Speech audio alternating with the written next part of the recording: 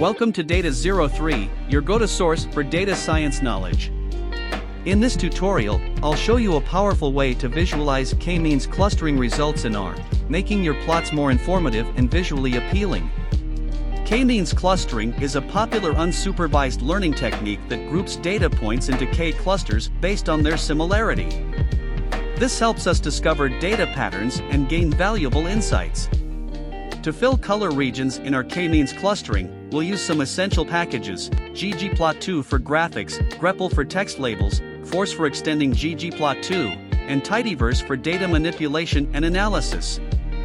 Let's use synthetic data generated with renorm to create x and y variables, each with 100 observations in a data frame called df. Next, we'll perform k-means clustering on the data using kmeans. This function will give us crucial information about the clustering results. To visualize the clustering, we'll add a cluster column to df with the cluster labels. Then, we'll create a scatter plot using ggplot2, coloring each point based on its cluster membership. Now, the exciting part.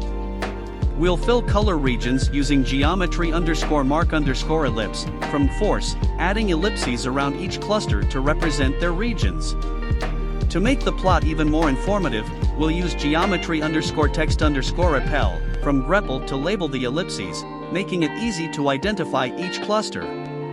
By following these steps, you can create stunning visualizations of k-means clustering results, gaining a better understanding of each cluster's boundaries, shapes, and sizes.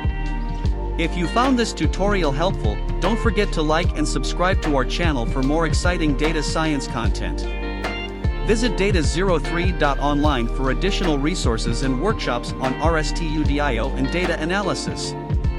Thank you for joining us today. Happy coding, and we'll see you in the next tutorial.